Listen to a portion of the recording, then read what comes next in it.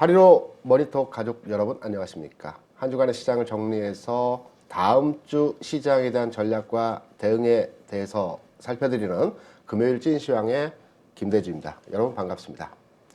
제가 이 찐시황 코너를 통해서 그간의 한 달 반 동안 저희 전문가 분들과 많은 방송을 했습니다. 대부분 제도권 출신의 증권회사 현직에 계신 분들하고 방송을 했는데요. 제도권 현직에 계신 분들 같은 경우에는 메시지나 멘트에 있어서 제한적이기 때문에 시장에 대한 정확한 메시지 전달이 다소 어려웠다라고 볼 수 있습니다. 저도 과거에 20년 이상 제도권에 있으면서 지점장도 해봤고 본부장도 해봤지만 여러분께 좀 더 정확하고 명확하고 확실한 내용으로 메시지를 드리기 위해서 오늘은 제야에서 탁월한 시황과 이 날카로운 종목 분석을 통해서 현재 라이징 스타로 떠오르고 있는 우리 박한샘 대표를 모시고 오늘 시장에 대한 전망과 종목에 대한 흐름에 대해서 살펴보도록 하겠습니다. 박한샘 대표, 네. 반갑습니다. 네, 반갑습니다.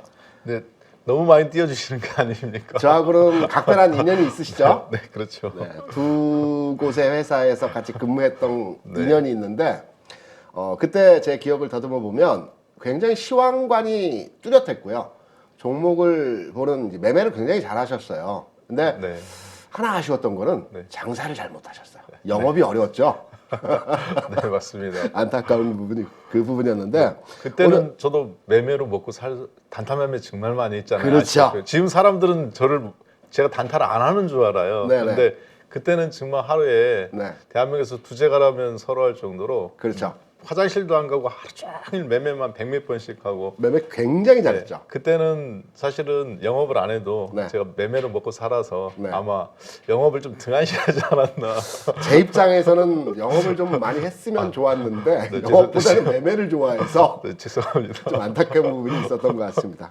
그래서 오늘은 과거의 인연보다는 네, 좀 전투력을 가지고 네, 장착해서 지금 시장 어렵잖아요. 네, 그래서 그렇죠.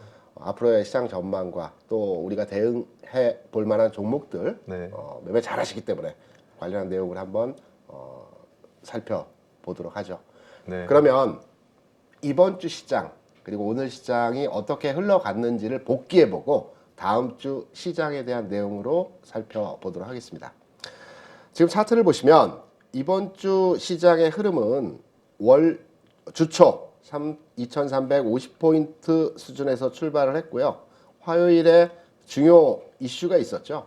일본과 중국에서의 금리 정책의 변화의 상황에 따라서 시장이 출렁하는 형태로 진행이 됐습니다. 수요일까지 이러한 흐름은 이어지는 부분에서의 모습이 보여졌고요. 이 과정에서 2차전지 관련 종목들의 주가가 다소 약세 현상에서의 모습이 두드러진 현상으로 나타났습니다. 그리고 목요일에 최근에 이제 중국 시장과 연동되어진 흐름에서 우리 시장이 영향을 많이 받았는데요. 지난 목요일 시장에서는 반도체 업종의 종목들이 상승을 하면서 이제 시장 살아나는 거 아닌가라는 측면에서 분위기가 조성이 됐었는데 오늘 미국 시장의 영향에 따라서 다시 2300 초반까지의 흐름의 모습이 진행이 되었습니다. 여기서 우리가 하나 시장을 주목해 볼 만한 내용이라고 한다면 최근 내에서의 중국 시장 연동되어진 흐름이라고 볼 수가 있겠죠. 최근 시장에서 중국 시장의 영향 하에서 주가의 움직임이 동조화 현상을 보여줬다는 점. 이 부분은 우리가 앞으로의 시장을 판단함에 있어서 중국 시장에 대해서 주목해야 될 부분이라고 할 수 있습니다. 오늘 같은 경우에도 중국 시장은 새벽 끝난 뉴욕 시장에서 대략 한 2% 정도 하락을 항생지수상으로 나타냈는데요. 오늘 제가 체크하고 온 이전 상황까지의 흐름은 보합 근처까지 낙폭을 줄여주는 현상을 보여줬습니다. 하지만 우리 시장은 오늘 같은 경우에는 중국 시장과 연동되지 않는 흐름에서의 모습을 보여줬는데요. 이것은 예산안 통과 관련된 내용에 대한 실망매로 해석이 되고 있습니다. 반면에 긍정적인 요소의 내용도 있습니다. 이번 주 동향에서 기관들이 대략 한 1조 원 정도를 매수했습니다. 반면에 외국인 3천억을 매도했고요. 개인이 7천억 규모의 매도를 보여줬습니다. 다음 주에도 이러한 현상에서의 분위기는 연말을 앞두고 기관 입장에서는 북클로징 하면서 장부가 현실화를 진행하는 과정이 진행될 수 있기 때문에 기관의 매수는 다음 주 상황 하에서도 이어질 것으로 판단이 되고 있습니다. 또 하나의 긍정적인 요소라고 할 때 최근에서의 시장에서 움직였던 종목들을 판단해 보게 되면 그 경기 방어주 주가의 종목들이 많이 움직였습니다. 식음료 업종이 1차적으로 농심, 오리온 같은 종목들이 움직임을 보였고요. 두 번째로 상승이 나타난 업종의 종목이라면 유틸리티 업종입니다. 한전이나 그리고 석유 화학 쪽에서 가스공사 같은 종목들, 그리고 KTNG 같은 종목들이 부분 반등에서의 흐름을 만들어냈고요. 오늘은 통신 관련주 중에서 통신 장비주가 아닌 SK텔레콤이나 KT 같은 종목들이 흐름에서의 모습을 견조한 추세로의 모습이 나타났습니다. 그러면 경기 방어주 입장에서 종목 간의 순환 흐름이 식음료, 유틸리티, 그 다음에 통신업종의 종목으로 순환이 이어지고 다음 순환이 어디이냐? 통상적으로 시장이 움직일 때 경기 방어주 업종 내에서도 종목 간의 순환이 나타나는데요. 마지막 구간에서의 흐름은 지주사들입니다. LG가 오늘 좀 움직였죠. SK라든가 삼성물산이라든가 이 지주사 성격의 종목들이 다음 순번에서 움직이는 경기 방어주 섹터에 있는 순환매 차원에서의 움직임이 나타난다고 볼 수 있습니다. 경기 방어주의 업종의 종목 간의 순환매가 마무리되고 나면 이제 시장은 다른 궤적에서의 흐름이 나타날 수 있다라는 측면에서의 해석을 해볼 수도 있기 때문에 시장에 대해서 그나마 오늘장 시장의 분위기는 좋지 않았지만 가능성을 두고 판단할 수 있는 실마리라고 해석을 할 수 있을 것입니다. 그럼 오늘 시장 참 어려웠습니다. 특히 중국 시장과 연동되지 않은 흐름에서의 모습이 진행이 되었고 시장의 체력이 약화된 상태에서 작은 매물에 있어서도 주가 하락하는 모습을 보여줬는데요. 박 대표, 네. 제가 하나 이제 물어볼 게 있습니다. 네. 오늘 저기 예산안 통과 내용 중에 우리가 기대했던 부분들이 많이 있었는데요. 예산안 통과 관련 내용 중에 짚어볼 만한 주요한 내용이 있을까요? 국내 예산안. 그렇죠. 오늘 예산안 네. 통과하는 네. 과정에서 네. 금투세, 네. 양도세, 그렇죠. 법인세, 그리고 증권거래세 네. 관련한 그 내용들이 있었지 않습니까? 네. 제가 판단할 때는 다 실망스럽습니다.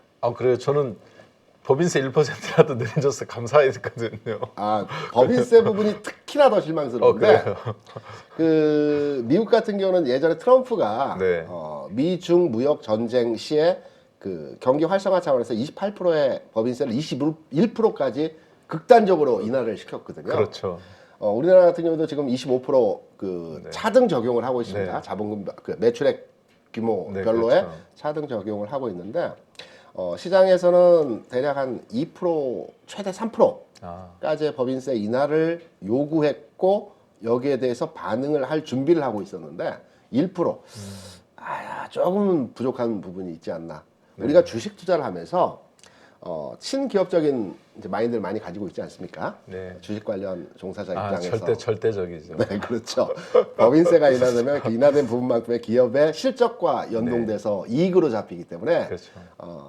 제 입장에서는 또 네. 박 대표 입장에서는 법인세 인하 부분에서 이번에 좀 탄력적으로 운영이 됐으면 어떻겠느냐라고 기대를 했었는데 결과는 뭐 1% 인하로 확정이 네. 됐습니다. 그러면 이제 금투세, 양도세, 네. 증권거래세는 어떻게 판단하시나요? 그렇지. 뭐 증권거래세는 저는 개인적으로는 사실 그렇게 뭐 신경을 쓰는 입장은 아닌데요. 네네. 왜냐하면 이제 계속 그렇게 좀 다운 시켜주는 입장이고, 네. 그리고 저는 일단은 네. 앞으로 국내 증시가 외국계 증권사가 자꾸 떠나잖아요. 그렇죠. 이게 한국이 지금 대만이 걸었던 길을 사실 걷고 있거든요. 대만이 네. 원래 파생 상품이나 외환이라든가 이런 것이 네. 지금 싱가포르하고 홍콩에서 이루어지고 있는 것들이 원래 대만에서 잘 됐었습니다. 몰랐던 사실이네요. 예, 근데 대만이 가만히 책상을 두들겨 보니까 네. 세금이 문제가 똑같이 한국처럼 있는 거예요. 그래서 이게 증시를 3시에서 30분만 더 늘리면, 네네.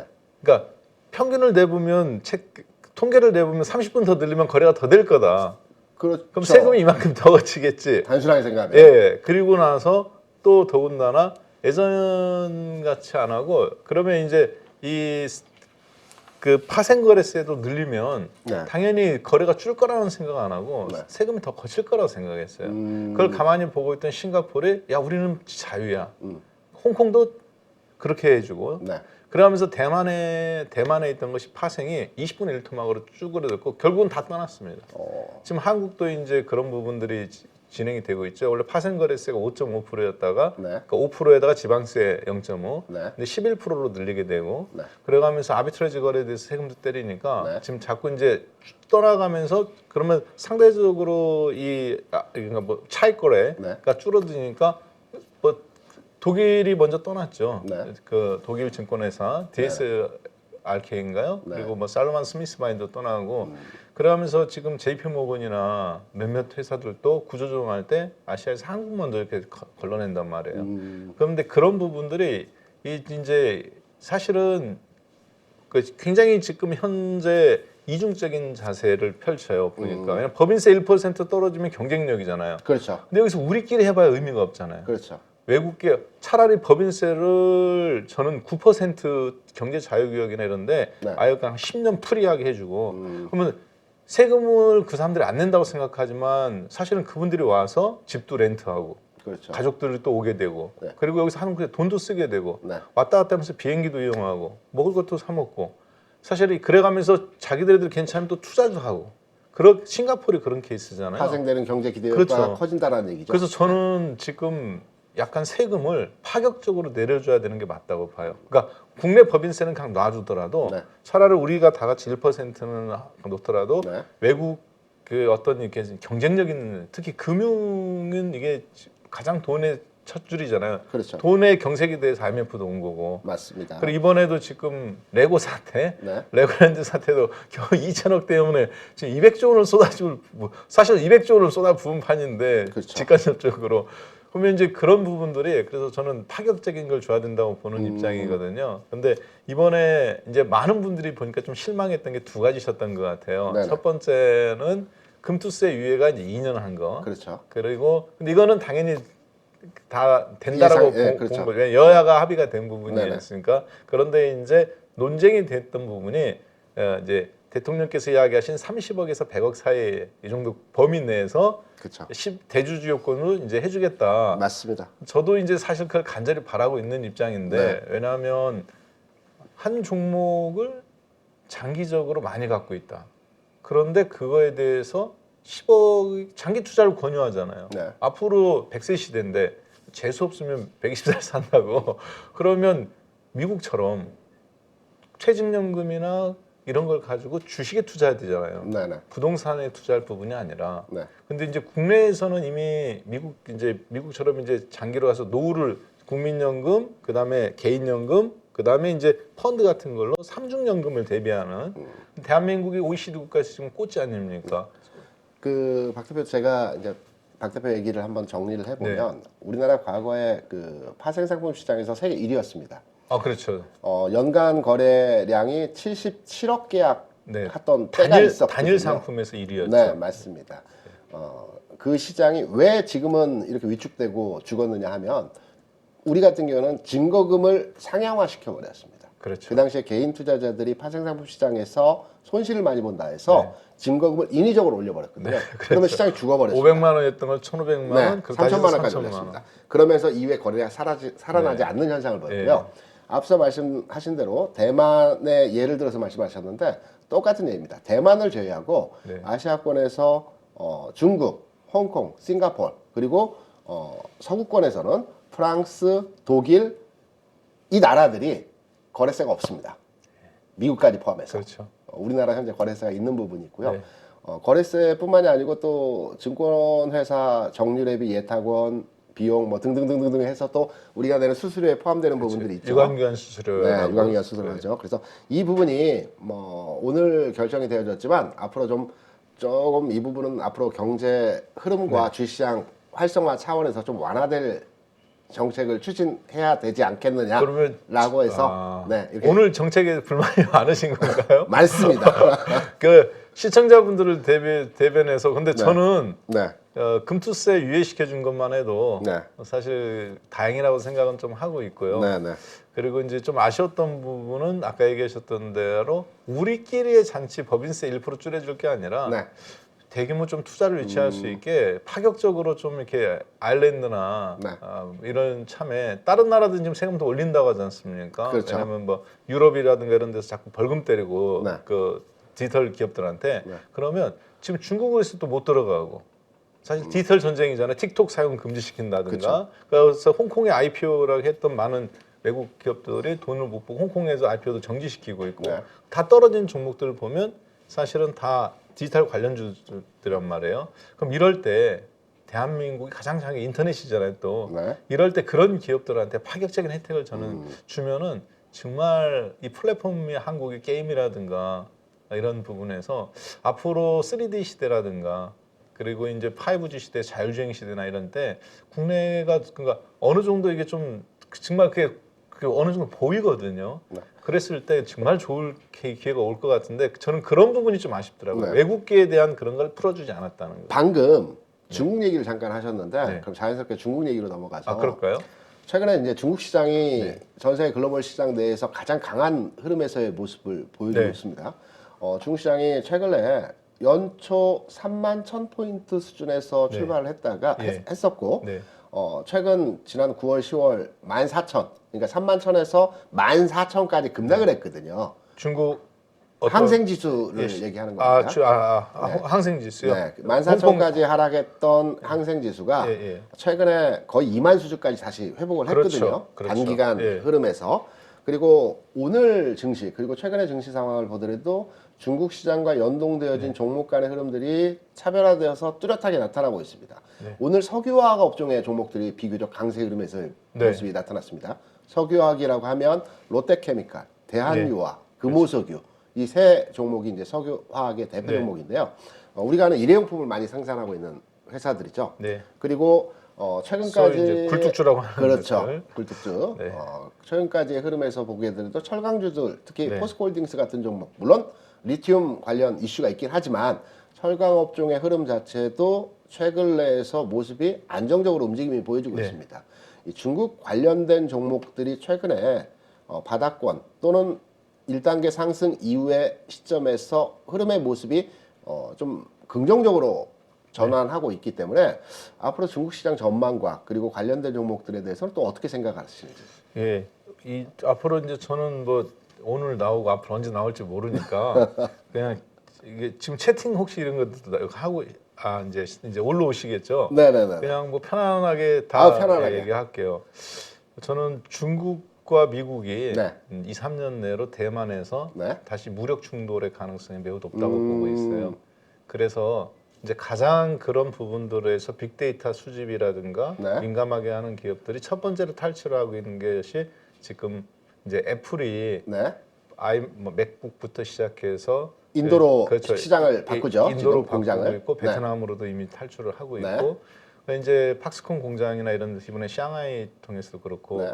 그리고 정말 오늘 가장 제가 봤을 때 저기 중국 이야기를 하셔서 네네. 가장 포인트가 저는 거기에 있다고 보는데요. 네. 사람들은 어제 미국 시장이 빠졌으니까 한국이 안 좋을 거다. 네. 그리고 테슬라가 실적이 안 좋아서 뭐 판매량이 떨어지니까 보조금도 7,500달러 해줬고 어제 보니까 8.88%인가 빠졌지 않습니까? 네네. 그래서 그런 부분들 때문에 빠졌다. 그리고 이제 시장에 대한 불안감들이 그렇게 느껴지는데 저는 사실은 모든 것의 중심에는 네. 중국과 미국의 싸움 때문에 그렇다고 보고 있어요. 그렇죠. 패권 전쟁 때문에 네. 지금의 그 글로벌 금융 시장이 네. 위축된 상황의 결과치라고 보고 있는 네, 거죠. 맞습니다. 네. 그래서 방금 이제 그 중국 부분에서 지금 앞으로 수혜를 입는 부분이 네. 지금 이제 대한유와 네. 그 롯데케미칼 네. 이런 애경 산업이라든가 네네네. 이런 종목들이 올라오는 게 제가 이제 이 부분을 저는 뭐라고 말씀드리냐면 네. 그 화학 업종의 PCB라고 이야기하고 있습니다.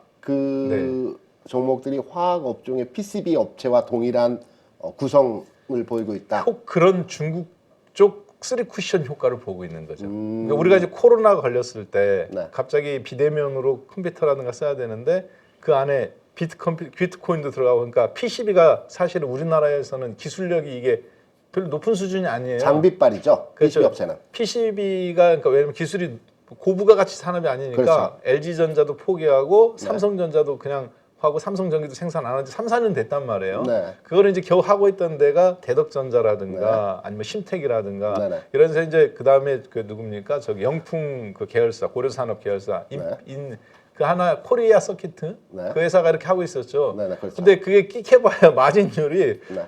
뭐 1, 2만 원짜리 갖고 뭐 1, 2천 원도 안 되는 수준이었어요. 그렇죠. 전자 네. 회로기판이니까 기술력이 요하는 산업은 그렇죠. 아닙니다. 그런데 이제 거기에서 그러다 보니까 먹고 살기 위해서 그런 다양한 형태로 가고 있었는데 코로나 때문에 중국 쪽에서 이게 안 나오니까 갑자기 PCB가 12만 원도 하고 네. 그래서 이제 컴퓨터에서 구할 수도 없고 네. 난리가 났었지 않습니까? 그러니까 기술력이 높지 않아서 버린 산업인데 얼떨결에 그러다 보니 남아있는 회사가 특수를 내면 심텍 같은 거 400% 올라갔잖아요. 그렇죠. 많이 코리아, 갔죠. 저도 코리아 서키트 덕분에 네. 정말 개별 종목에서 뒤늦게 그 후발주자로 잡았는데 네. 근데 지금 이제 애경 산업이나 대한유와 네. 롯데케미칼 요 종목들은 사실은 가장 환경 호르몬 네. 그러면서 우리가 일상생활에서 쓰는 그런 어떤 화학 업종들의 가장 낮은 단계거든요. 네.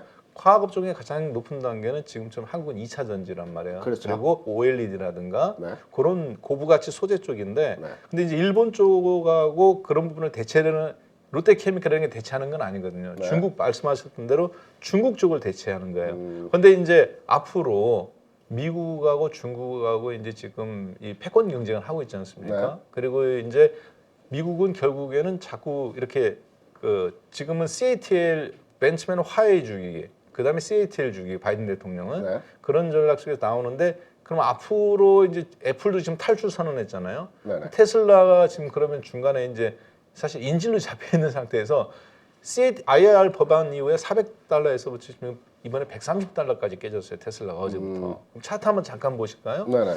그래서 지금 이제 막 시청자분들께서는 그렇게 생각하실 것 같아요. 그 중국을 이야기했는데 갑자기 테슬라 뜬금없이 얘기하느냐. 근데 그 안에는 사실 이게 다 서로 엮여 있기 때문에 그래서 테슬라가 어제 $125로 끝났습니다. 네네. 많이 봤죠. 예, 그러니까 차트 한번 잠깐 보실까요? 테슬라 저 개인적으로는 180불 수준에서 네. 바닥 오지 않았나라고 판단을 했었는데 네네. 그 이하로 바닥 이하로 지금 빠지고 있는 상태입니다. 테슬라가 이거 보시면 연초에 $400였어요. 그렇죠. 연초에 $400. 이게 이제 액분에서 된 가격이고 그때 사실은 1,300불, 네. 1,400불 막 이렇게 육박했을 때죠. 그러니까 이제 이때는 또 환율도 얼마나 좋습니까? 그렇죠. 1,100원에서 1,340원, 50원, 1,400원 돌파 나오기 전이니까 네. 그 테슬라 주가가 빠져서 한국 사람들이 기다릴 수 있었던 게 근데 지금 환율까지 깨졌잖아요, 이제. 그러니까 지금 사실 피해는 더 크죠. 그래서 $400에서 150달러 깨진 게 엊그저께요. 그럼 마이너스 지금 몇 %예요? 이게 60%가 넘죠. 그래서 이제 결론적으로 이제 우리 박한삼 대표 얘기를 들어보면 중국 시장에 대해서 긍정적이지만 않다. 이유로는 미국과의 패권 경쟁에 의해서 네. 앞으로 좀 더 심대한 견제를 받을 가능성이 있다라는 그게 이제 측면으로 가장 앞서 있는 종목이 애플, 테슬라 그리고 페이스북 네. 이렇게 이제 그런데 이미 애플 탈출하고 있고, 네. 근데 테슬라는 CATL 때문에 탈출도 못하고. 저는 다른 관점에서 네. 그 중국과 관련된 그 예. 시각을 바라보고 있는데요. 2018년부터 중국과 미국이 패권 경쟁을 추진하면서 글로벌 금융시장이 위축됐고 관련한 종목들이 하락이 나왔습니다. 그리고 최근까지의 흐름을 보게 되면 미국이든 중국이든 네. 화해를 할 만한 시점에 도래했다라고 판단하는데 그 근거로의 이유는 미국도 중국도 내수 경제와 물가에 대한 불안으로 해서 지금은 물가를 낮춰야 되는 시점에 와 있습니다. 네. 미국 같은 경우는 중국으로부터 수입하는 물품이 뭐 정확한 데이터를 확인해 보지 못했지만 엄청난 물량에 대해서 중국으로 수입을 하고 있지 않습니까? 그렇죠. 중국에 대해서는 지금 현재 무역 관세를 때리고 있습니다. 30%의 무역 관세를 때리고 있기 때문에 이 무역 관세를 조정해 줘야 될 필요가 있거든요. 물가 수준을 낮추기 위해서는 무역 관세를 낮추게 되면 당연히 제품가의 그 가격도 낮춰질 거고 그렇게 되면 물가도 부분 안정화가 될 것으로 판단이 되고 있고요.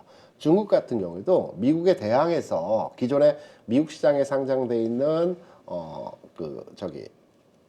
기업들, 중국 기업들 네네. 한 8개, 9개 기업이 미국 시장에 상장돼 있는 예. 기업들입니다. 이 기업들에 대해서 규제 강화를 통해서 이 주식들의 주가 하락을 유발시켰던 부분이 미국과 중국의 박싱 그렇죠. 현상에서의 그 바이두, 제디닷컴 네, 그런 뭐, 현상이었는데 이제는 그 양 국간 의 화해 시기가 도래했고요. 예. 화해 시기가 도래한 것은 뭐 바이든도 중간 선거가 지났고 시진핑도 3기가 출범했고 그리고 중국에서는 내년도에 이제 그 양회가 있습니다. 3기 출범 이후에 3월에 양회가 있는데요. 양회를 기점으로 해서 중국의 대망의 비전을 제시해야 되는 상황이기 때문에 중국과 미국이 특히 국무장관이 한 2월 정도에 방문한다고 합니다. 미국의 국무장관이. 그래서 이 시기를 기점으로 해서 중국 상황이 호전될 것이고 미국과의 분위기가 좋아질 것이다라는 측면으로 저는 판단을 하고 있고요. 중국 같은 경우에도 GDP 성장률을 언급하더라도 이번 3분기에 미국이 3.2% 이번에 나왔죠. 그렇죠. 물론 확정치. 확정치 이전에 잠정치 예상치 확정치로 네. 해서 이미 나왔던 데이터이긴 하지만 중국 같은 경우에도 지난 3분기에 4.9% 정도의 경제 성장률을 보여줬습니다. 그래서 중국 경기도 봉쇄 이후에 지금 살아나고 있는 흐름에서 진행이 되고 있다는 측면을 판단해 볼 때 저는 개인적으로 중국 경기가 살아나지 않고서는 전 세계 글로벌 경기 침체는 좀 더 이어질 것이다.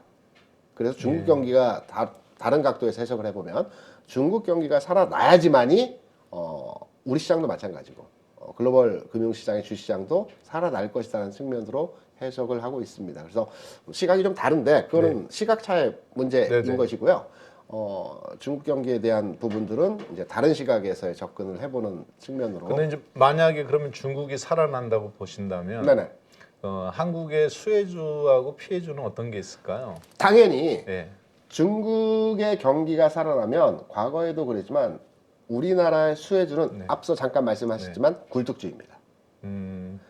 과거에 중국 경기가 가장 좋았던 2002년부터 2008년도까지의 주가 상승 시기에 중국에 그 진출했던 한국의 건설업종 굉장히 좋았고요. 철강업종 굉장히 좋았고요. 석유화학 굉장히 좋았고요. 자동차 판매도 많이 들어갔고요. 피해주가 있다면 피해주라면 성장주겠죠. 그러니까 어떤 성장주라고 하면 우리가 흔히 아는 그 바이오 섹터. 네. 그러니까 기업이 R&D 투자를 계속해서 기업의 투자를 지속적으로 진행해야지만이 주가가 올라가는 이 성장 섹터에 있는 종목들, 바이오라든가 게임이라든가 우리가 알고 있는 이제 성장 섹터에 있는 종목들에 대한 주가 흐름은 상대적으로 해당 주가의 그 상황이 정체되어 있는 형상에서의 모습이 나타날 거고요. 가치주라고 하는 앞서 말씀드렸던 철강, 건설, 석유화학, 이런 석유화학 그리고 자동차까지 포함해서 이러한 종목들의 흐름들은 중국 경기의 회생에 따라서 수혜를 받을 업종으로서의 그 진행이 됐다. 이게 바로 실적 장세의 모멘텀이 되는 흐름에서의 상황이 될 것이다라는 측면으로 저는 이해를 하고 앞으로 시장에 대해서 전망을 하고 있는 것입니다. 네, 그러면 제가 한번 거꾸로 한번 질문을 한번 좀 드려보겠습니다. 만약에 중국과 미국이 화해가 된다. 네. 그러면 국내 종합주가지수가 올라갈까요? 아니면 천천히 올라가죠. 실적 장세에서는 주가가 유동성 장세를 원래 금융 장세라고 하지 않습니까? 성장주 섹터가 움직이는 장세를 유동성 장세이고 금융 장세라고 합니다. 돈의 힘으로 올라가는 장이거든요. 이게 지난 2020년도의 장이었습니다. 그리고 2004년에서 2008년도까지 움직인 장이 유동성 장세거든요. 2004년, 2008년도까지는 그 펀드 65조 원에 달하는 약 100조 원 가까운 펀드가 몰려들면서 이 자산을 배경으로 해서 주가 올라갔던 돈의 힘으로 밀려 올라갔던 장이었고요. 그 이후에 2008년, 9년, 10년, 11년까지 올라갔던 장세는 실적 장세이고 돈의 힘이 아닌 기업 실적을 기반으로 해서 주가가 느슨하게 천천히 완만하게 올라가는 장세에서 종목들의 흐름들 그 당시에 차화정 그리고 칠공주 뭐 이런 종목들이 많이 움직였는데 그러한 장세 성격에서의 앞으로의 장이 지수 흐름 측면에서는 앞서 우리가 찍었던 2021년 6월 25일에 찍었던 3,316포인트 고점을 돌파 여부는 모르겠지만 지수의 상승 흐름은 완만하게 이뤄가면서 종목들의 탄력적인 주가 상승이 나타나는 그러니까 시가총액 상위 종목들은 아니고요. 중간 단계에 있는 종목들의 주가 상승이 두드러지게 나타나는 이런 장이 나타날 것이라고 판단하고 있죠. 그러면 만약에 한국의 D램 반도체, 메모리 반도체 지위가 2등으로 밀려났다. 그러면 우리나라 그리고 2차 전지도 네. 3등으로 밀려난다. 그럴 가능성이 적은 게 그러면 네. 국내 지금 시가총액 346조 원을 지금 오늘부로 346조 원이네요. 삼성전자가. 삼성은 그래, 250조 원 아닌가요? 346조 네. 원이고요. 에너지 솔루션이 106조 원, 네네. 45만 원 기준으로. 그 삼성 바이오로직스가 57조 원, 네. 하이닉스가 56조 원인데요. 네네.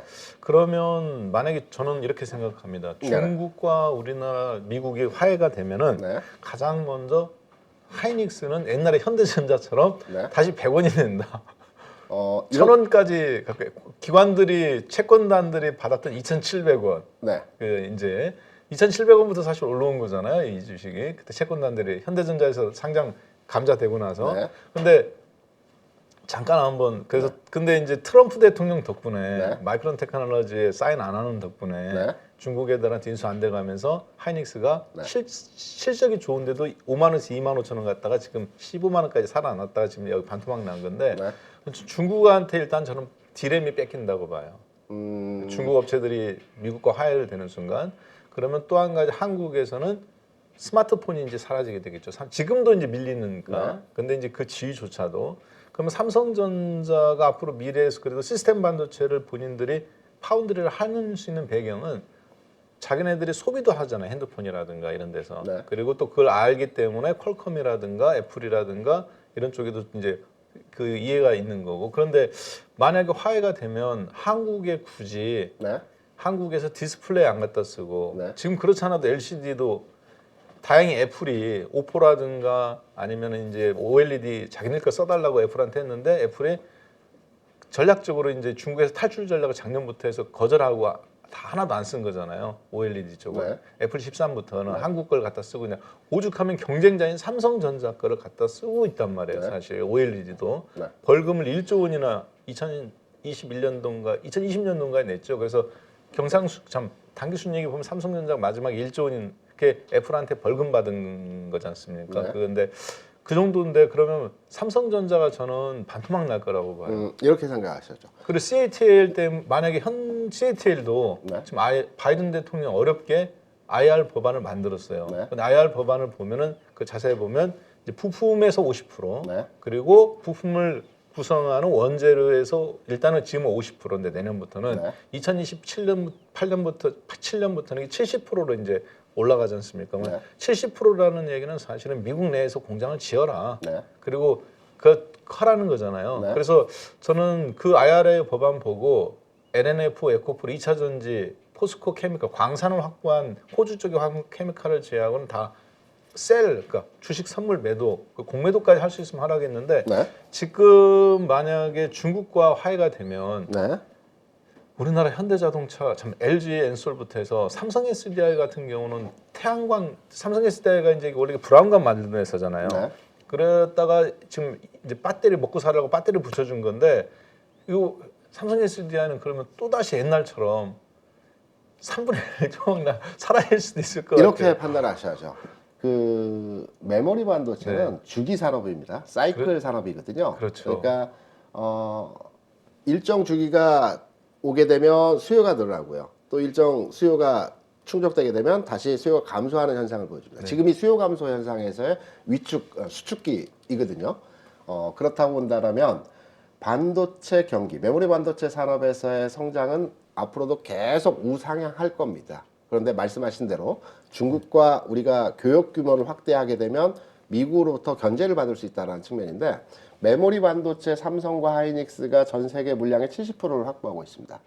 수요 공급을. 그리고 중국의 하이닉스 같은 경우는 중국 대중국 다른 수출 공장이 있죠. 대중국 수출 물량이 전체 하이닉스 매출의 50%가 넘습니다. 네네. 그리고 중국의 수요 공급되는 물량의 대부분은 중국 공장 현지 공장을 통해서 현재 그 조달을 하고 있습니다. 그렇다고 본다면 우리 박 대표께서 우려하고 있는 중국과의 어느 정도의 그 가까운 관계가 유지가 되면 우리나라 반도체 시장에 대해서 우리나라와 중국의 관계가 아니고요. 미국과 중국이 화해 모드로 가면. 네, 화해 모드로 가면 중국이 미국의 어떤 등에 업고 반도체 시장을 더 석권할 거라고 판단을 하는 측면에서 상대적으로 그 SK 하이닉스와 삼성전자가 위축될 것이라는 측면으로 이제 그렇죠. 이해를 그리고, 하고 계시는데 그리고 저거 삼성 SDI 같은 경우도 그렇고 SK 이노베이션도 경쟁이 안 된다고 저는 보고 있거든요.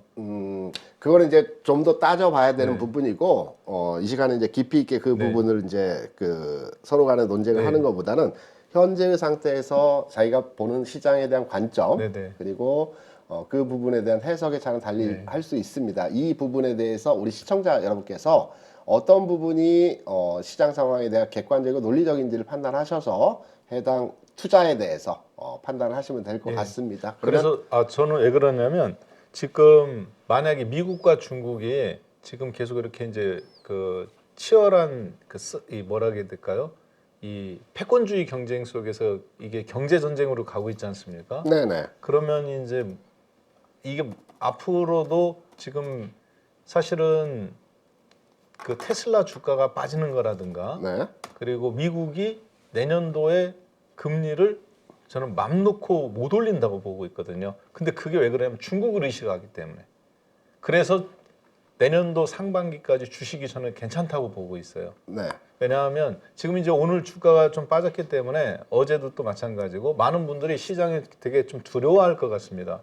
왜냐면 어제 아까 얘기하셨던 대로 그 GDP 3분기 미국 GDP 확정치가 예상보다 좀 높은 3.1로 나왔지 않습니까? 네네. 그렇습니다. 그런 상태이기 때문에 시장에서 경기가 좋으면 금리를 또 올릴 수 있지 않느냐 네. 이렇게 생각하는 것 같은데 저는 미국이 이제 그동안 독단적으로 해왔었는데 이 부분에서 상당한 앞으로 제약 사항이 사실 중국을 굉장히 의식하고 있다. 네. 그리고 무엇보다 사우디가 이번에 빈살만 왕자님이 그 시진핑 국가주석 오셨을 때 네.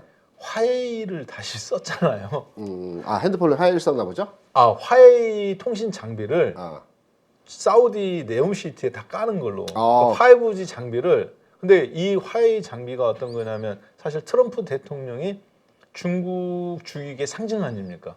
화웨이 통신 장비를 다 쓰지 마라. 그렇죠. 보안에 취약점이 있다. 예, 맞습니다. 네. 우리나라에서 LG 디플도 LG 참 U 플러스도 깔았다가 다 철수하고 네. 호주도 마찬가지고 그래서 이제 사실은 어렵게 그걸 했는데 정권이 바뀌어졌잖아요. 바이든 대통령으로 네. 공화당에서 민주당으로 바뀌었는데도 미국이 안 바꾼 거는 중국 주기기였어요. 바이든 대통령이 두 번째로 한 게 CATL 주기기 IRA 법안이죠. 네. 이제 자율주행을 하기 위해서. 그런데 사우디 빈살만 왕자가 네. 보란 듯이 화해를 부활시켜 버린 거잖아요. 방금 전에 네. 그 미국이 내년도에 금리 인상을 적극적으로 하지 못할 것이라는 측면으로 네. 이제 말씀을 하셨는데 네. 그래서 저는 지금 국내에 있는 네. 그 화학주가 네. 사실은 내년도에 중국도 미국한테 이게 좀 들어가야 되는데 못 들어가고 미국이 금리 인상을 내년도에 적극적으로 하지 못한다라는 거는 기정사실인 거고 네. 그 이면에서의 메커니즘을 이제 우리가 판단해서 이해를 해야 되는데 네. 지금 미국에서 시장에서 회자되고 있는 긴축 많이 얘기들 나오죠. 그렇죠. 양적 긴축이라고 네. 하면 경기 불투명에 의해서 금리를 추가적으로 인상해야 되는 분위기다라는 게 긴축에 대한 해석이거든요. 네. 지금 미국에서 굉장히 시장의 분위기를 극단적으로 공포의 분위기로 몰아가고 있습니다. 그건 왜냐하면 이렇게 이해를 하셔야 됩니다. 지난 코로나 정책 이후에 미국에서는 시장에 유동성을 공급했어요. 4,500조 정도의 유동성을 공급했습니다. 근데 미국이 유동성을 공급하는 과정에서의 방법이 있습니다. 단순하게 달러를 찍어서 그냥 막 공급하는 게 아니고요. 기관들에게 채권에 대해서 입찰 수요를 받습니다. 얼마 정도의 수요가 있는지를 판단해서 그 기관들의 입찰 수요보다도 많은 2배 내지 3배 많은 채권을 발행합니다. 연준에서는. 그리고 기관들이 일정 수준의 채권에 대해서 입찰을 하게 되면 그 물량을 기관에 넘기고요. 추가로 발행된 나머지 채권에 대해서는 연준이 보유를 합니다. 그럼 채권을 보유하게 되면 채권 금액에 상응하는 만큼의 달러를 찍어내야 됩니다. 그래서 이 찍어낸 달러를 미국 정부에서는 기업과 은행과 개인에게 그 지원을 합니다. 기업에 대해서는 회사채를 사주고요. 은행에 대해서는 은행채를 사줍니다. 개인에 대해서는 재난지원금을 지원을 하죠. 그렇죠. 그래서 이후에 기업에 대해서 사준 회사채와 은행에 대해서 그 사준 은행채는 소각을 해버립니다. 그러면 당연히 기업 가치가 올라가겠죠. 예. 그리고 개인들은 받은 재난지원금으로 소비 활동을 하니까 경제는 살아나게 됩니다. 코로나 때 사실 그렇게 그렇죠. 얘기했었는데 그리고 나서 풀린 달러를 회수해야 되지 않습니까? 예. 이 회수되는 과정이 지금이거든요. 우리가 단순하게 테이퍼링이나 금리 인상이나 이 부분이 아니고요. 채권을 추가로 발행된 채권에 대해서 달러를 발행을 했고, 그럼 반대 역순으로 네. 달러를 걷어들이면서 채권을 매각을 해야 됩니다. 그렇죠. 그럼 현재 가장 많은 미국 채권, 달러 표시 채권을 가지고 있는 국가가 일본과 중국입니다. 전 세계에서 가장 많이 그 미국 채권을 보유하고 있거든요. 그렇죠. 외환보유고가 중국은 3조 한 지금 2천억 달러 좀 넘었죠. 일본이 1위입니다. 그러면 지금 미국과 일본과 중국의 형태를 보면 얼마 전에 이번 주에 일본에서는 금리를 그 제로 금리 마이너스 금리 유지하다가 장기물을 인상을 했습니다. 네, 0.5, 2호에서 0.5로. 중국 같은 경우는 스탠스가 좀 다른데요. 중국 같은 경우 연초에 3.85%의 금리 수준에서 계속 인하를 했습니다. 그리고 이번 12월에도 인하를 기대했거든요. 근데 동결을 했습니다. 4개월 연속입니다. 방향을 바꾼 것은 아니지만 기존의 흐름을 유지시킨 겁니다. 이게 왜냐하면 채권의 최다 보유국인 일본과 중국에 대해서 미국이 풀린 달러를 걷어들이기 위한 과정에서 어떤 현상을 보이자면 금리를 이전까지 계속 올렸죠. 계속 올렸습니다. 그리고 금리가 올라가는 과정에서 달러가 강세로에 전환이 됐습니다. 그러면 가장 많은 채권을 보유하고 있는 일본과 중국 같은 경우에는 채권 트레이더 입장에서 금리가 올라갈 때는 계속 손절하고 차월물 사고, 손절하고 차월물 사고. 왜? 기존의 물량, 낮은 금리의 그 채권을 가지고 있으면 앉아서 계속 손해보는 겁니다. 그래서 트레이딩을 하지 않거나 아니면 시장에 연동된 트레이딩을 하기 위해서 포트폴리오를 짜기 위해서는 금리가 올라갈 때는 계속 손절하고 차월물을 사고, 손절하고 차월물을 사고, 새로운 물을 사는 게 기본적인 전략입니다.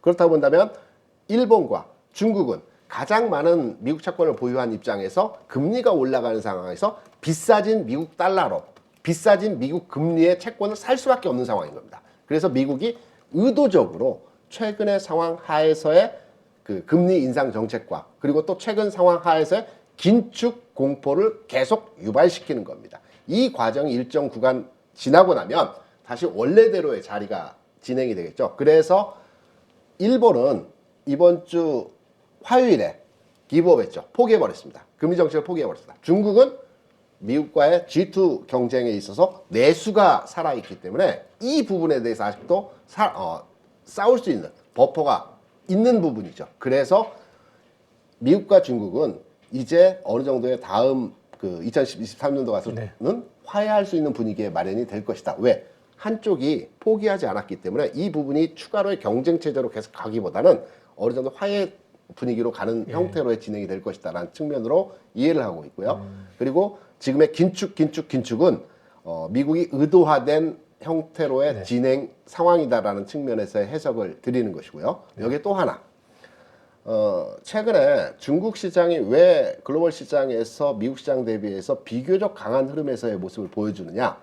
미국이 긴축을 할 때는 앞서 말씀드린 대로 경기 불투명, 미래 불확실성에 대한 얘기를 하는 것입니다. 그렇다 본다면 우리가 가장 시장에서 많은 자산이 투자되는 상품이 채권 시장입니다. 그렇죠.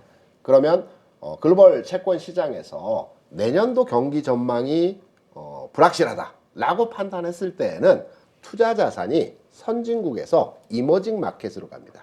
위기일 때는 부도 리스크가 있고 위기일 때는 이머징 마켓에 투자하지 않습니다. 하지만 위기는 아니되 경기 전망이 불확실하다라고 판단했을 때는 물은 위에서 아래로 내려가지만 수익률은 아래에서 돈은 위로 올라가게 됩니다. 그래서 지금 투여 자산의 글로벌 자본 시장의 이동은 선진국에서 이머징 마켓이 있는 그 중국 그리고 한국에 대해서는 아직 적절로 외국인 투자자가 매수를 하고 있지 않지만 최근 시장 이번 주 주간에서 외국인 투자자의 3천억 매도는 그렇게 큰 편이 아니라고 볼 수 있습니다. 그래서 시장의 돈의 물줄기가 부분 바뀌고 있다는 측면도 중국 시장에 대한 긍정으로 해석하는 부분의 한 요소라고 저는 개인적으로 아무래도 미국이 금리를 이제 올리는 것이 상대적으로 좀 제한되니까.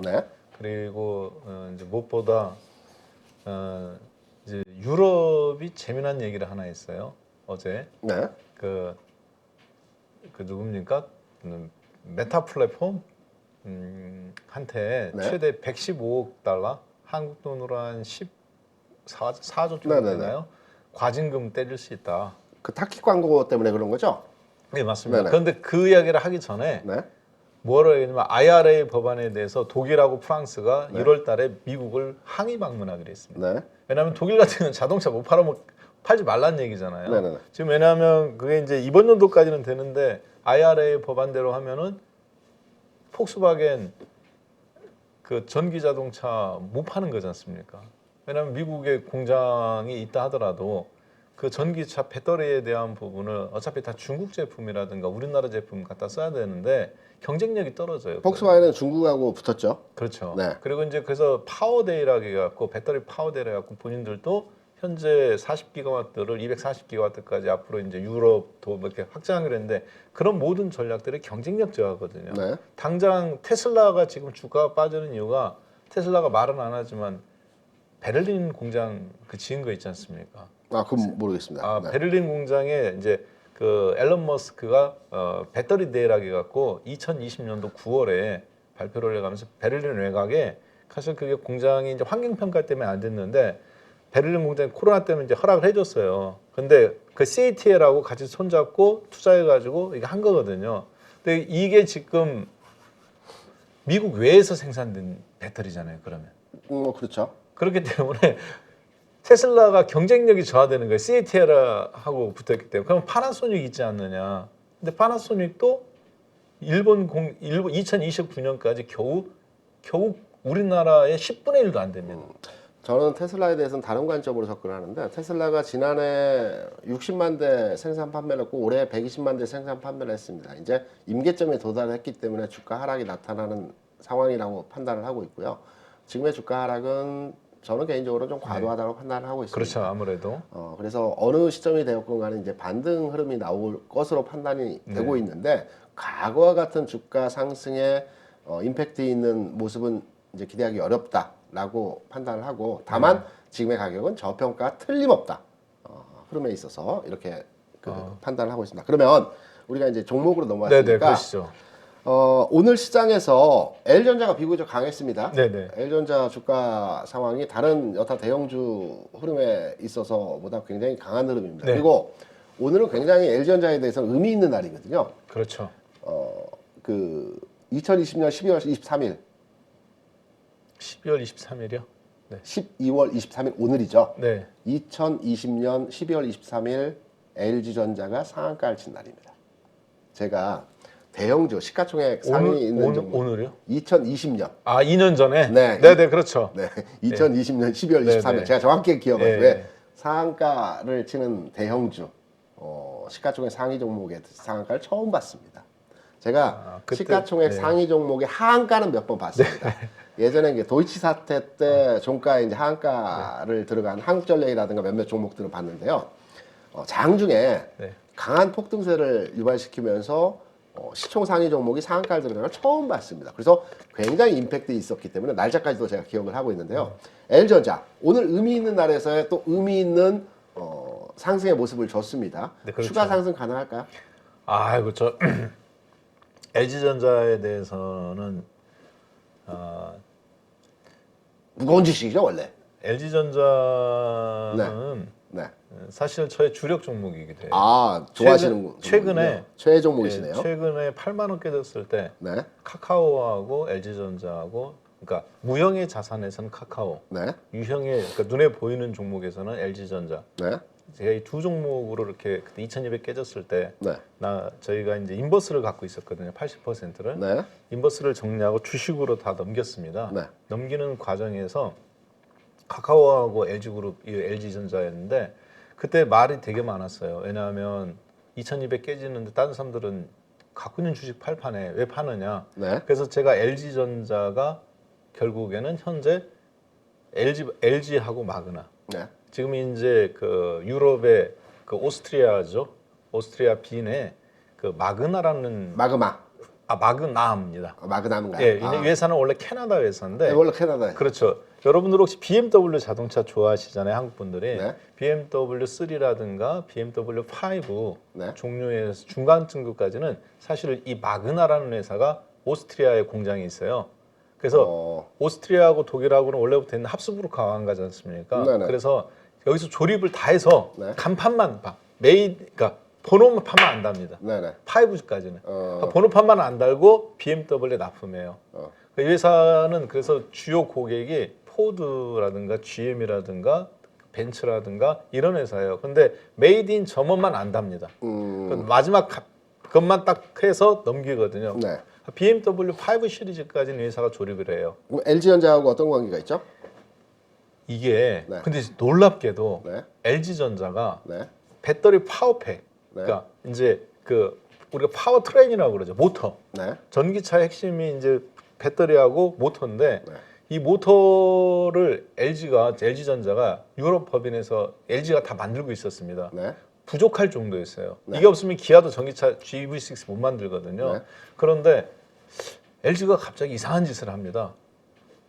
이 수주를 LG전자가 지금 70조 원이 넘는 그 전장 부품 수주를 이미 받아놨어요. LG는. 네네. 그래서 이제 누적 기준인데, 근데 이 지분을 갑자기 50%의 지분을 마그나한테 줍니다.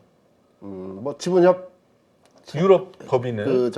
그렇게 되겠죠. 예. 네. 그리고 지분 교환, 예. 맞교환. 아닙니다. 그냥 지분을 공짜로 줘요. 거의. 그 벤처 투자 형태로 둘이 그리고 조인트 벤처를 맺어요. 내가 갖고 있던 걸 절반을 떼줘요, 마그나한테. 네. 그리고 둘이 조인트 벤처를 맺고 뭐라고 하냐면 LG는 앞으로 절대 파워팩을 안 만들겠다.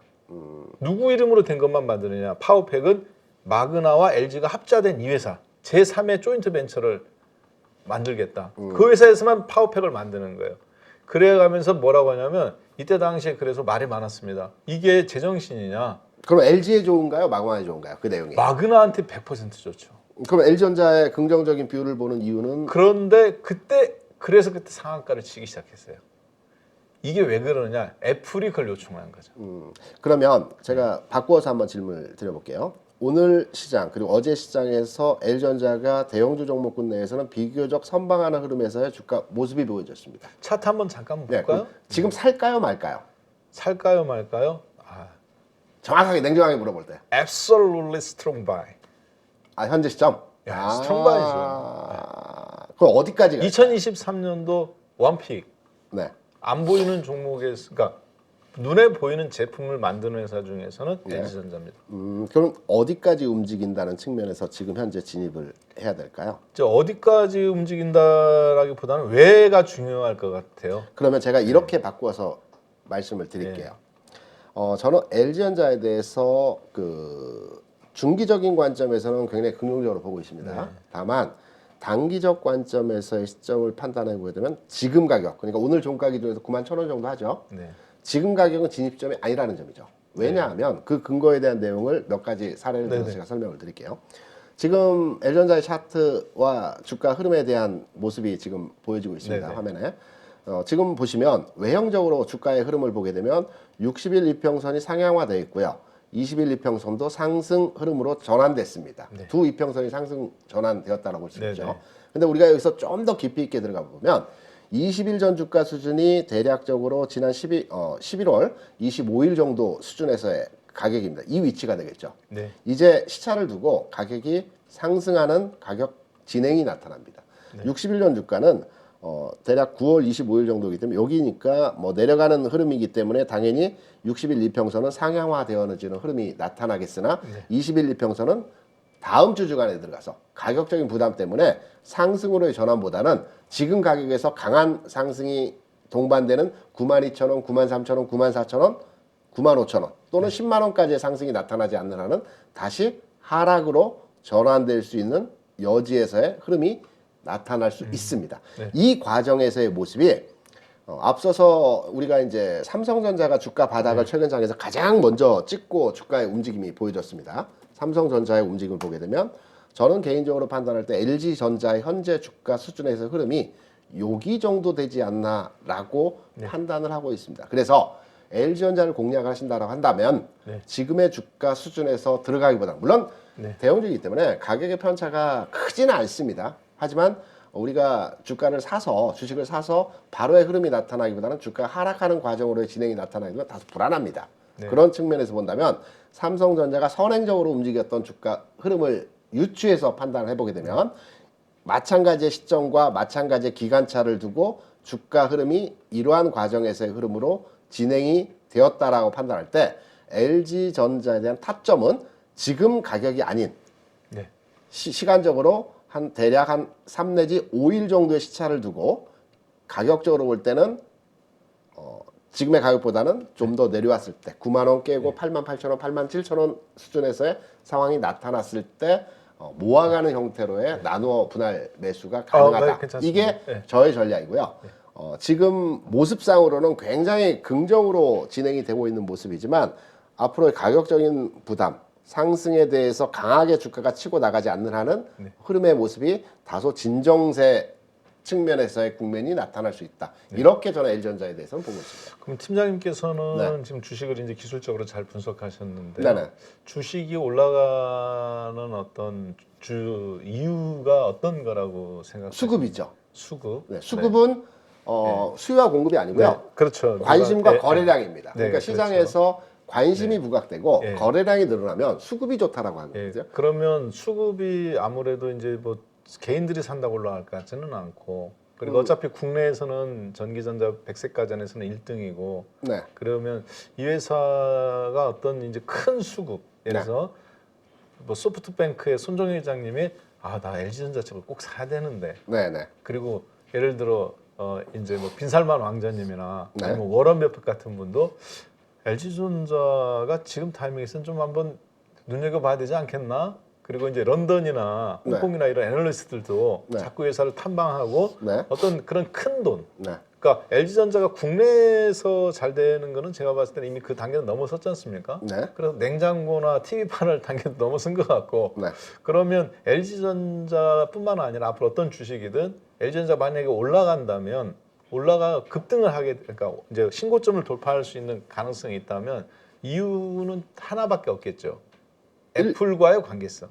LG전자에 대한 기본적인 펀더멘탈 측면에서의 네. 내용을 판단해 보면 일단 재료적인 가치 측면에서는 11월 5일에 CES가 있죠. 국제 가전 박람회. 예. 이 부분에서 하나의 분위기를 만들어갈 수 있는 모멘텀이 될 수 있고요. 네. 물론 그 이슈가 지난해에도 살펴보게 되면 현대차에서 그 모빌리티를 출시해서 현대차가 일시적인 흐름이 나왔지만 추가적인 상승은 아니었고요. 근데 만약에 LG가 네.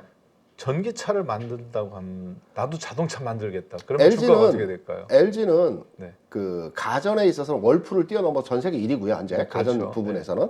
그리고 LG의 기본적인 핵심 성장 비전 플랫폼은 전장입니다. 네. 전장인데 전장에서는 이 앞서 말씀드린 대로 자율주행 차량은 이미 만들 수 있다라는 측면에서 시장 해석이 가능해요. 네. 전기 자동차의 원가가 만약에 1,000만 원이다. 네. 그럼 배터리의 원가는 얼마입니까? 30% 정도로 알고 그렇죠. 있습니다. 네. 예전 50%였는데 지금 이제 많이 네. 떨어져서 30%에서 40%. 네. 그럼 300만 원에서 400만 원 사이. 네네. 그다음에 이제 구동 모터. 그럼 정확히 가격을 이게 모르겠네요. 이제 한 20%. 배터리와 구동 모터 합치면 파워팩인데 이게 50%예요. 그다음에 이제 나머지 부분들 네. 전장 부품이라든가 이제 이런 전기 전자 제품은 15%, 네. 샤시라든가 이제 네. 서스펜션 네. 이런 쪽도 한 15%. 네. 그 나머지는 내장재, 뭐 인포테인먼트 이런 거지 않습니까? 네. 그렇게 해서 근데 LG는 이미 전기 자동차가 예를 들어서 1,000만 원이면 네. 이미 700만 원 이상을 LG 걸로 다 도배할 수 있어요. 세계 최고. 만들 수- 배터리 세계 최고죠. 네. 파워팩 세계 최고죠. 그렇죠. 그다음에 가전 전장 부품 세계 최고죠. 네. 그럼 애플 입장에서는 가장 이 회사한테 발주를 주는 전기 자동차 회사 입장에서는 가장 두려운 게 자기도 전기차 만들까. LG는 현재 만들 수 있다라는 그렇죠. 측면에서 충분히 기술 시장에서 왜냐하면 판단하고 있습니다. 껍데기는 쌍용처럼 네. 포스코한테 부탁해서 찍으면 되는 거고 네네. 타이어는 한국 타이어나 찍으면 되고 그러면 저는 LG전자가 성장 모멘텀이 있다면 네. 즉 워렌 버핏이나 세계적인 어떤 사람 주식은 꿈을 먹고 사는 존재니까 네. 그랬을 때 LG전자의 가장 큰 적이는 애플과 오랫동안 신뢰 관계를 쌓았다는 거에 저는 보고 있거든요. 대신 그리고 그 아까 LG 마그나 얘기했다시피 LG가 그 지분을 마그나한테 조인트 벤처로 넘겨 파워팩을 하지 않는다는 거는 애플 입장에서는 내가 자동차를 안 만들겠다라고 네. 사실 담보를 한 거하고 똑같다고 봐요 저는. 그래서 LG는 애플과의 전장 부품에서 아마 지금 이제 1차 파워팩뿐만 아니라 대규모 저는 애플이 내년도 상반기를 넘겨서 자동차 산업에 진출하는 것을 선언하는 거 그러면 늦는다고 보고 있습니다. 시기적으로 늦다는 말씀이죠? 예. 지금 테슬라 주가가 빠지는 이유도 결정적으로 애플이 자동차 산업을 이제 초도 물량 적어도 30만 대에 대한 발표가 그리고 이제 1년 내로 100만 대 정도를 찍어야 이게 초도 물량이거든요. 그럼 네. 한국에 겨우 한 10,000대 정도 들어올 것 같아요. 궁극으로 테슬라는 로봇으로 갈 거고요. 애플은 그렇- 자동차로 가겠죠. 그렇죠. 궁극의 사업적인 방향은 둘이 이제 자율주행에서 네, 마지막에 이쪽으로 만나는. 가는데 일단 박한샘 대표와 제가 LG 전자에 대한 합의점을 본 것은 앞으로의 주가 상승 가능성은 충분하다. 다만 예. 타점이 그렇죠, 지금이냐 예. 아니면 좀 기다렸다 사느냐에 대한 부분에 대한 해석의 차가 다른 것 같습니다. 그래서 예. L전자를 관심 가지고 L전자에 대해서 매수를 고려하고 또 관심이 있으신 분들 같은 경우는 현 시점 구간에서부터 관심을 갖고 주의하게 바라보시면서 지금 시점에 주가 다음 주부터 올라간다 라고 하면 추격해서 따라가면서 매수를 하면 되는 것이고요. 다음 주 주간에 다소 주가 출렁출렁하면서 조정을 받는 흐름에서의 모습이 나타난다. 그러면 모아가는 형태로서의 바닥에서 나눠서 사는 이런 전략으로 대응을 하면 심플하게 L전자에 네네. 대한 전망과 저는 대응이 가능할 것 같습니다. LG전자가 이 가격 오기를 사실 지금 1년 한 8개월 정도 오. 기다렸어요. 거의 2년 가까이. 아, 그렇습니까? 예, 왜냐하면 LG전자가 이제 어느 정도 애플 입장에서는 늦추기는 어려울 거라고 보고 있거든요. 바이앤홀딩 종목이 맞는 것 같고요. 네. 그러면 우리 박한샘 대표가 보시기에 오늘 시장 굉장히 그 약간의 공포감마저 드는 시장에서의 흐름이었다라고 볼 수 그렇죠. 있습니다. 다음 주 네. 시장을 판단해서 연말이지 않습니까? 네네네. 그리고 다음 주에 납회도 있고 네네. 내년으로 넘어가는 과정에서 다음 주 우리가 전망과 전략을 한번 더 짚어봐야 네. 될 시기인데 나에게 지금 현재 네. 현금이 있다. 네. 현금만 있다. 네. 라고 한다면 다음 주에 주식을 사서 가지고 넘어가야 될까요? 아니면 현금으로 그냥 다음 주 시간 내에서의 흐름을 그냥 지켜봐야 되는 상황일까요? 저는 무조건 주식으로 사서 건너가야 된다고 봐요. 아, 다음 주 네. 주가가 올라가든 그러니까 오늘 타이밍적으로는 지금 이제 사실 저는 미국이 이 전제는 오늘 발표될 네. 그 지표가 하나 있죠, 미국에? 주택인가요? 아니요, 그 개인 소비 지출. 연준에서 예. 가장 신뢰한다는 물가 지표로서 금리 예. PC. PC. 네. 예. 연준에서 가장 신뢰하는 네네. 지표라고 할 수 있는 10시 반에 이제 그렇죠. 그 지표가 발표돼서 시장이 출렁하는 상태에서의 그 지표가 남아 있는데 네. 이거를 배제하고 네. 없다 치고 예. 일반적인 상황에서 현 시점에서의 그 지수 상황을 판단했을 때 다음 주에 주식을 사서 가지고 넘어가야 되는 장이다. 내년으로. 다음 주에 당연히 네. 넘어가야 되는 거라고 보고 있고요. 네. 저는 사실 이번 주에 네. 어제 네. 부로 네. 남아있던 이론 한 장까지 탈탈 털어서 어제 주식을 다 샀습니다. 오랜만에 오늘 예. 방송을 저희가 1시간 정도 하는데 네. 합일점이 딱 하나 나온 게 주식을 가지고 그 100%는 아닐지라도 아, 예. 내년도 장으로 넘어가는 과정에서 주식을 가지고 넘어가야 된다는 측면에서의 네. 합일점을 만드는 것 같습니다. 네. 그게 아까 맨 처음에 얘기하신 롯데케미칼이라든가 이제 그런 부분. 저는 그 네. 종목의 포커싱보다는 네. 저는 이제 철강주 그리고 네네. 자동차 업종의 종목들에 그렇죠. 대해서 네. 관심을 가지고 있습니다. 네. 철강에서 현대제철이고요. 네. 자동차에서 현대모비스 같은 종목들이 네. 현 시점에서 우리가 주식으로 가지고 넘어가야 될 종목이라고 판단을 하고 있는데 네. 일단 주식은 가지고 가야 된다. 아, 예, 종목에 맞습니다. 대한 이견은 좀 더 우리가 그렇죠. 시간을 그 두고 부분은 굉장히 서로 만들어 이제, 가야 되겠지만 일단 박한샘 대표 매매를 굉장히 잘하거든요. 매매에 있어서 사람들은 안 믿어요. 왜냐하면 제가 이제 투자 스타일이 완전히 바뀌었기 때문에 제가 봤습니다 옆에서 이분들은 절대 안 믿으십니다. 매매를 잘하는 걸 잘 알고 있기 제가 때문에 매매를 했다는 것 자체를 안 믿어요. 아. 투자로만 하기 때문에 지금 우리가 시장에서는 보통 매삭기가 좋다라고 많이 네. 하죠. 시장을 보는 관점에서 그 날카로운 눈을 가지고 있다라고 이제 평가를 하는데 매삭기가 있어서 매매를 굉장히 잘합니다. 그런데 우리 박한샘 대표가 다음 주 시장에서 내년으로 넘어가는 과정에서 주식을 가지고 다닌다. 10원까지 탈탈 털어서 어제 주식을 다 샀다. 저는 당연하게 내년도로 넘어가는 과정에서 다음 주 구간에서 주식을 가지고 넘어가야 될 필요가 있다. 다만 저는 약간 한 발 뒤로 떨어져서 100%는 아닐지라도 70% 정도 수준에서의 주식은 가지고 넘어가는 것이 앞으로의 시장 상황에 대한 흐름을 예상을 네. 해볼 때 개인적으로 판단으로서는 앞으로의 장을 긍정적으로 판단하고 있다. 이렇게 네. 이해를 네, 맞습니다. 하고 네. 동의하시는 거죠? 예. 근데 말씀하신 종목에 다 있어요, 사실. 네네. 어제 제가 추가로 본 종목이 네. 그 LG 전자 계열 네. 그리고 현대모비스하고 현대자동차, 기아차 이런 자동차 부품 특히 현대모비스 이런 건데요. 이제 왜 그러면 시장이 안 좋은데 네. 저희들도 차트 보잖아요. 네. 계속 음봉인데 왜 그러면 주식을 남들 다 안 된다고 그러는데 조심하자고 그러는데 왜 지금 주식을 이 시점에서 더군다나 그 민감한 주식들이지 않습니까? 경기에 왜 사고 가느냐가 중요하지 않겠나 싶어요. 그 저는 아까 얘기하신 대로 일본이 어제 그 이틀 전에 네. 금리 채권 금리를 국공채 금리를 밴드를 0.25에서 0.5로 상향 조정했지 않습니까? 예. 근데 실질적인 이게 이제 금리 인상은 아니지만 실질적인 금리 인상이 기준금리는 그대로 0%지만 10년 만에 처음 있는 일이죠. 그렇죠. 그래서 한번 그거 그래서 엔화 자산이 네. 4대 안전 자산으로 네. 채권, 미국 채권, 달러, 금, 엔화가 이제 4대 안전 자산인데 왜? 이들은 금리를 올리지 않고 환율에 있어서도 평평하게 흐름을 유지했기 때문에 위기 시에 우리가 피하는 곳이 이제 안전 자산이라고 하는데요. 엔화였는데 이 기조가 바뀌었다는 겁니다. 그러면 예. 이렇게 하시죠. 우리가 시장 전망에 대한 내용과 종목에 대해서 이제 일단은 어느 정도의 합일점을 마련했고 오늘 이제 박한선 대표와 방송을 한 것도 1시간이 넘어갔고 그리고 가장 중요한 것이 우리 시청자 가족 여러분께서 그 종목 상담의 내용을 문의하신 내용이 있습니다. 아, 그래요? 이거는 꼭 우리가 챙겨드리고 네. 박한선 대표의 시각, 저의 시각 네.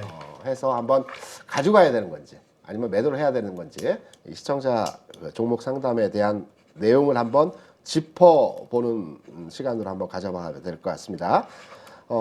심재벌님께서 문의하셨던 내용입니다. 종목은 세 종목, 네 종목을 말씀해 주셨는데 시간 관계상 이 중에 하나 종목을 판단해서 말씀을 드리겠습니다. LG 이노텍 지금 마이너스 22% 손실 나고 있으신 것 같습니다.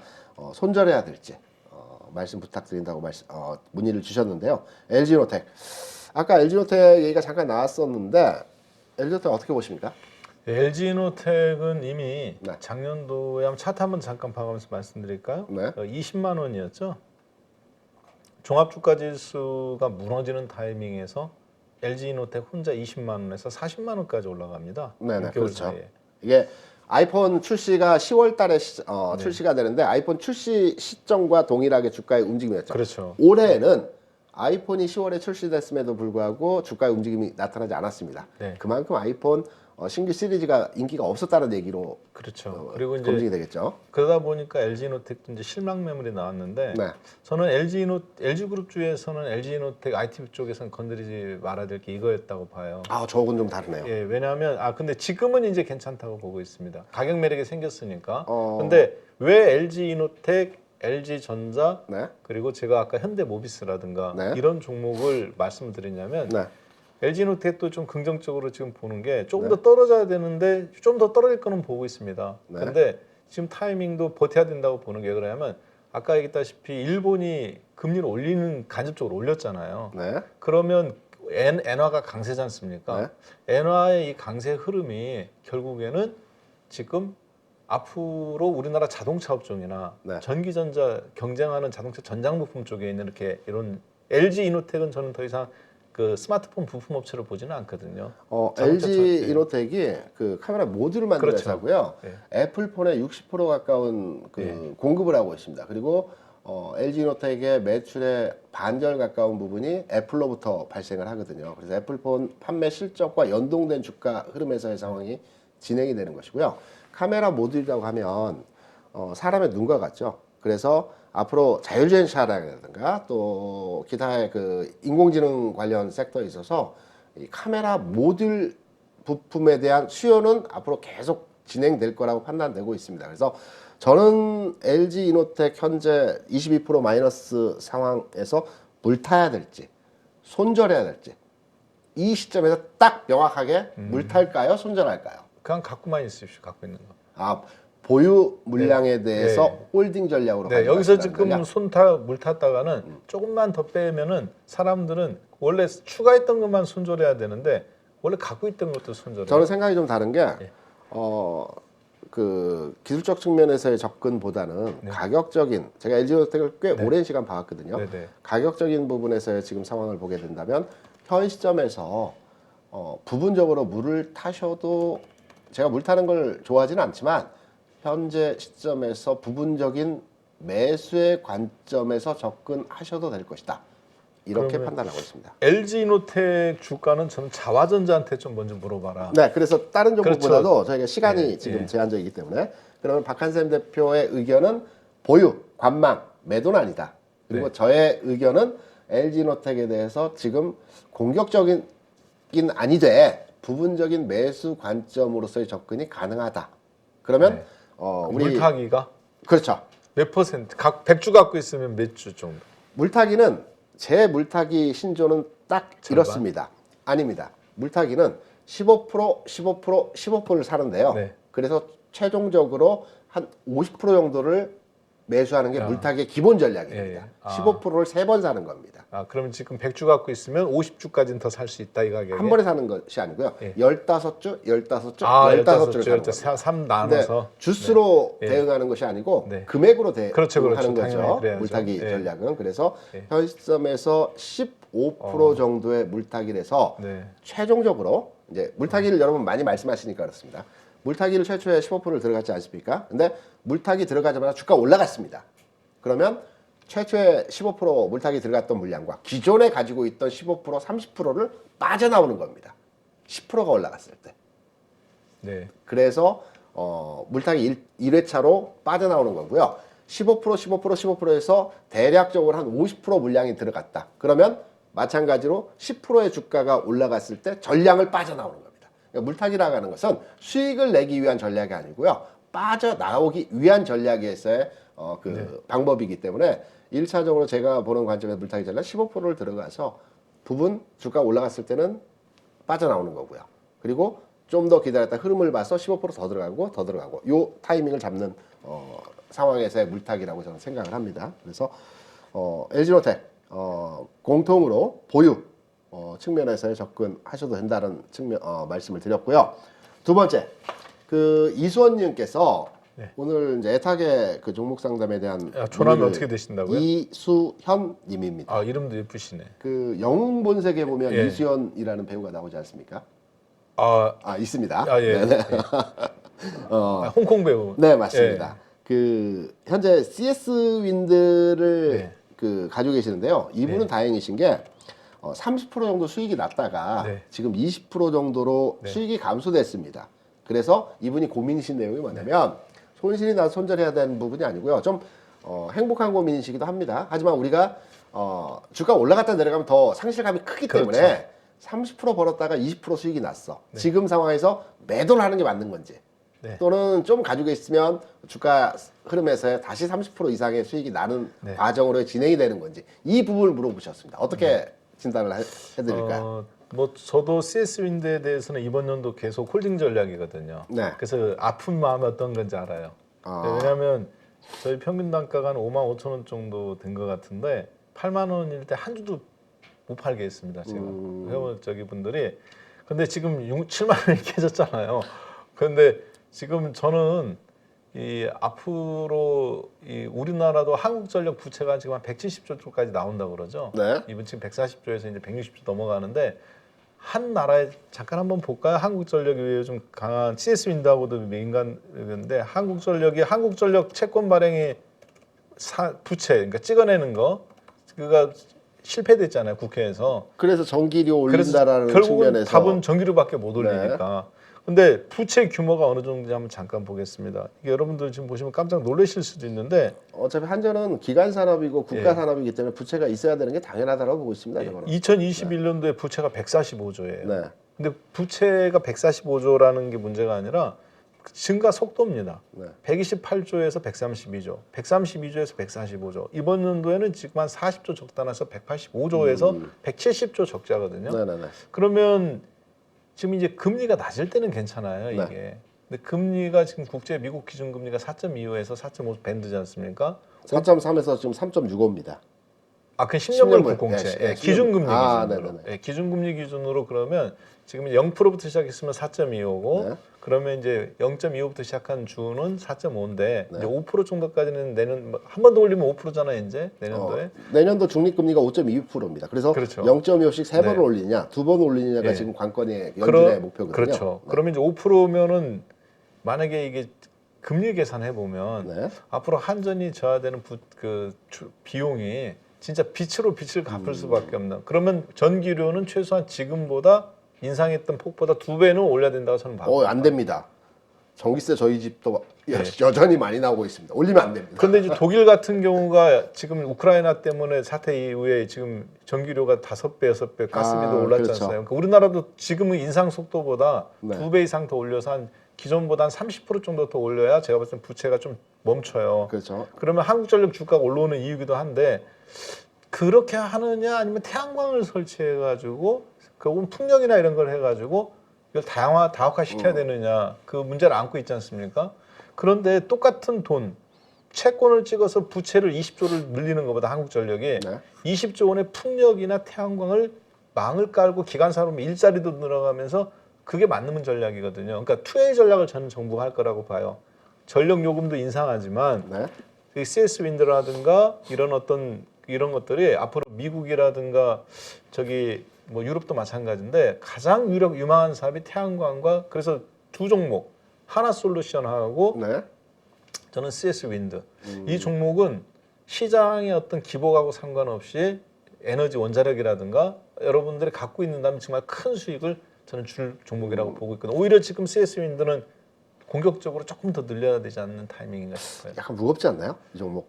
이게 에서의 상황이. 무거운 것 같아가면서 토끼띠만 아직 시세 분출이 안 났습니다. 저는 풍력에 대해서 뭐 부분 동의하면서도 긍정적으로 보고 있는 게 저는 눈으로 본 게 하나 있거든요. 네, 부모님을 모시고 제가 그 서해안 여행을 갔는데요. 네. 한 2년 전에. 그렇죠. 저기 그 신안 고창 쪽. 예, 앞바다에 예.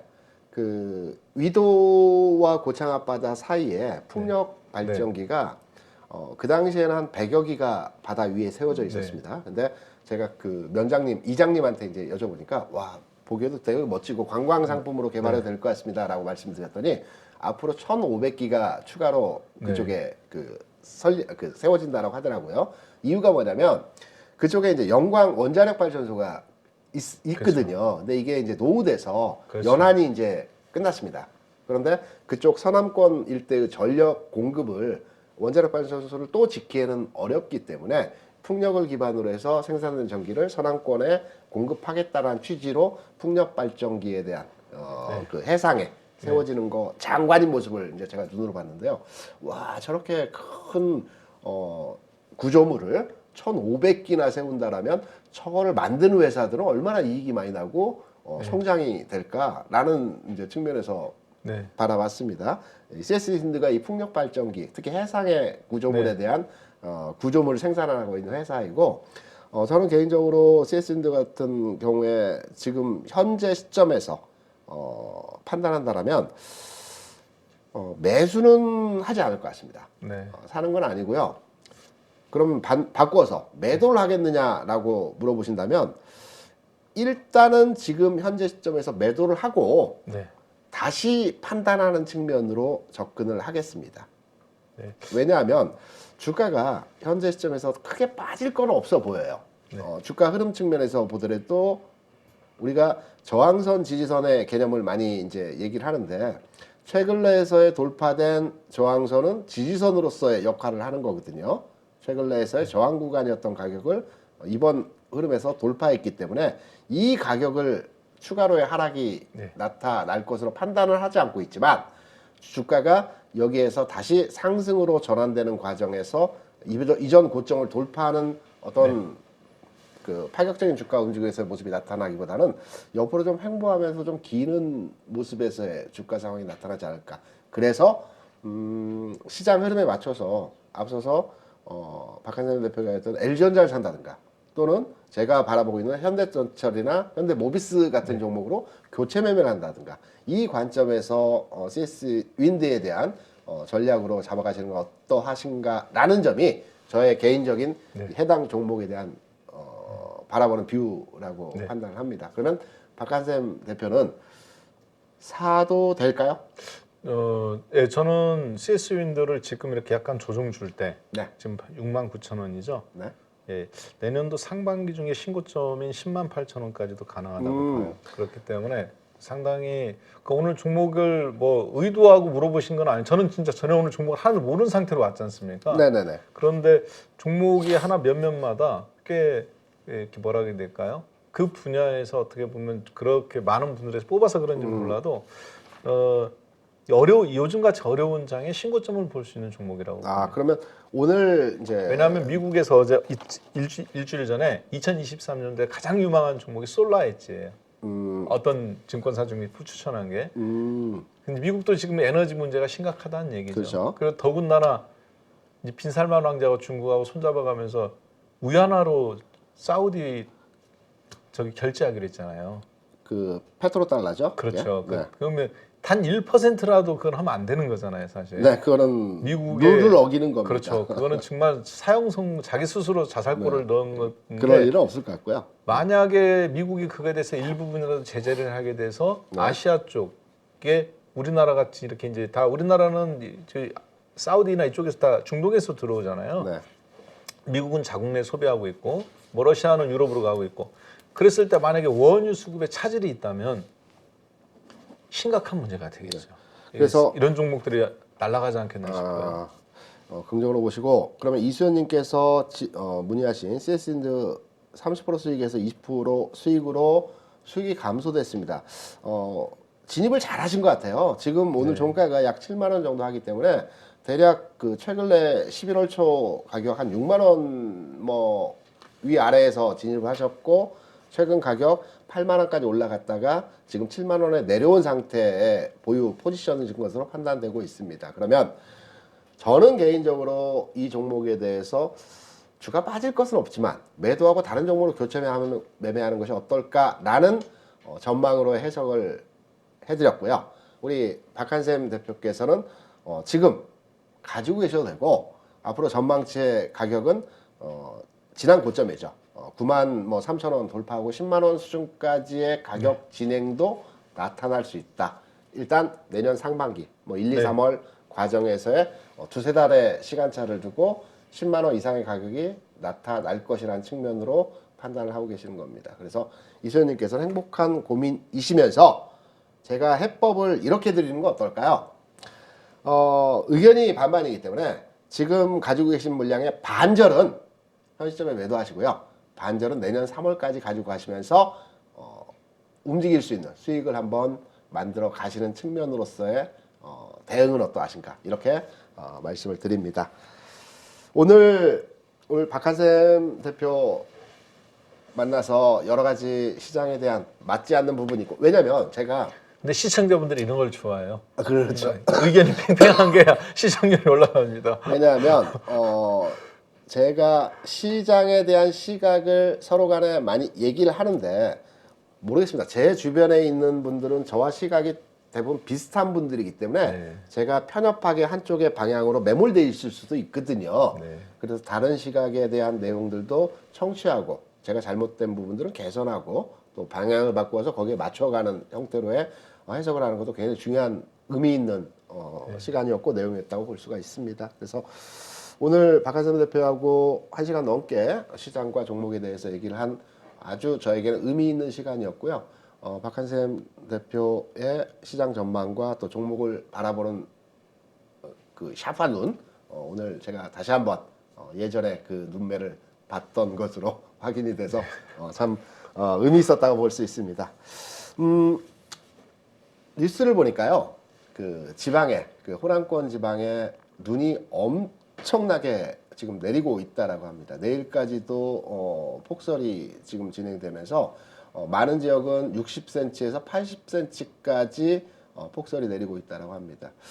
우리가 볼 때는 눈이 많이 내린 설국을 볼 때 저 눈을 바라보면서 커피 한잔 하면 커피가 얼마나 맛있을까라고 많이 생각들 하시는데요. 그 현장에 계신 분들, 주식시장 똑같습니다.